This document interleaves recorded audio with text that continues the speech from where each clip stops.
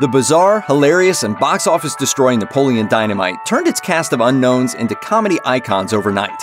Here's what the quirky guys and gals in the Vote for Pedro shirts look like today. Jon Heder. Of the eclectic members of Napoleon Dynamite's cast, Jon Heder definitely got the biggest bounce from its unexpected success. There's like a buttload of gangs at this school.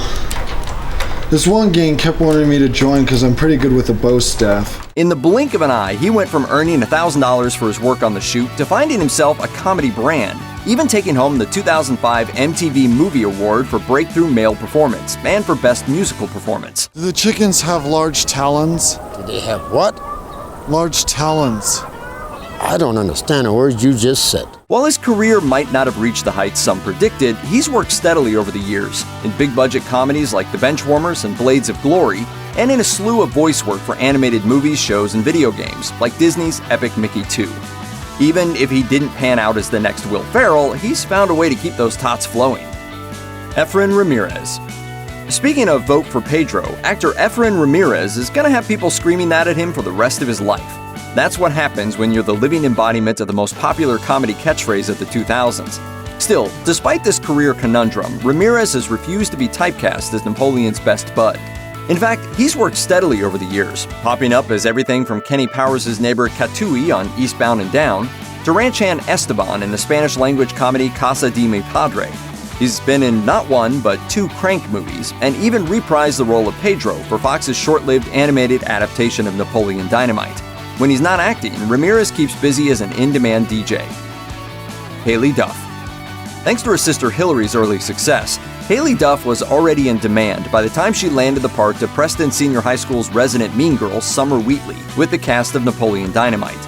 Since her failed campaign for class president, Duff has kept busy, starring in a never-ending string of TV movies like Backwoods, Love Takes Wing, and My Nanny's Secret. She also hosted the reality show Legally Blonde, the musical, The Search for Elle Woods, along with her own show for the cooking channel, Real Girls Kitchen, based on her blog of the same name. These days, it seems she's taking a break from the small screen as she's been busy running her own children's fashion line, Little Moon Society. Tina Majorino. If not for Napoleon Dynamite, Tina Majorino may never have acted again. After years working as a successful child actor, Majorino was in the middle of a 5-year sabbatical when Jared and Jerusha Hessa's script came her way. As she told Bello magazine in 2014, the second she read it, she knew she needed the part of Deb. Now, just imagine you're weightless. You're in the middle of the ocean, surrounded by tiny little seahorses. And the rest is history.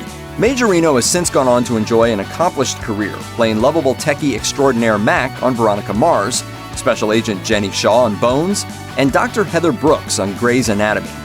In 2017, she was tapped for a recurring role as a chemist named Florence on CBS's Scorpion. Unfortunately, the show was canceled a year later. Jon Gries. Jon Gries was one of the most accomplished actors going into Napoleon Dynamite. Still, Uncle Rico proved to be his definitive role, beating out the Wolfman from Monster Squad and Lazo from Real Genius. How much you want to make a bet I can throw a football over the mountains? Since his turn as the uncle from hell who could throw footballs over mountains, Gries has worked non-stop, bouncing back and forth between dramas and comedies. Yep, he's graced our screens in everything, from FX's intense The Bridge to the surreal Dream Corp LLC for Adult Swim. He's also played baddie Ben Linus's Papa on ABC's Lost, and buddied up to Liam Neeson's Pissed Off Daddy in all 3 Taken movies. Diedrich Bader. Diedrich Bader was coming off a 9-year run on The Drew Carey Show when he joined the Napoleon Dynamite cast. Okay, now watch this. I'm just gonna break the wrist and walk away. Break the wrist, walk away. Jeez. Okay, it's just that simple. As he told Collider, Napoleon Dynamite is still to this day one of the 2 top scripts I've ever read, the other one being the script for Office Space. Since his one-day shoot as Dojo Guru Rex, Bader has kept awfully busy. He's popped up on everything from Curb Your Enthusiasm to Veep. When he's not in front of the camera, he's providing voices for some of your favorite animated shows like Gravity Falls and BoJack Horseman. To top it all off, he's now starring as Greg, the lovable husband to Katie Mixon's character in ABC's American Housewife. Aaron Ruell. Aaron Ruell made his screen debut as Babe Magnet brother Kip in Napoleon Dynamite. Napoleon, don't be jealous that I've been chatting online with babes all day. Besides, we both know I'm training to become a cage fighter. It launched his career, but not in the way most would expect. According to Rangefinder magazine, Ruell took still photographs for the Napoleon Dynamite PR campaign because the project had no money to hire someone else, and that got him the attention of big league advertising agencies. Fast forward a bit, and today he enjoys a career as an accomplished photographer and commercial director. On top of that, his exhibit, Some Photos, has had gallery showings in Paris, Milan, Buenos Aires, and New Orleans. Sure is a big step up from getting slapped in the face. Shondrella, Avery. Kip knew his girlfriend Lafawnduh was the best thing that had ever happened to him. I'm 100% positive that she's my soulmate. Well, Shondrella Avery, the woman who brought Lafawnduh to life, feels the same way about the part, telling Paper Magazine, "This movie was the best thing that's ever happened to my career." She was a cast member on the comedy prank show Girls Behaving Badly and was still working at the Hilton Hotels Corporation when she got the part of Kip's online lover.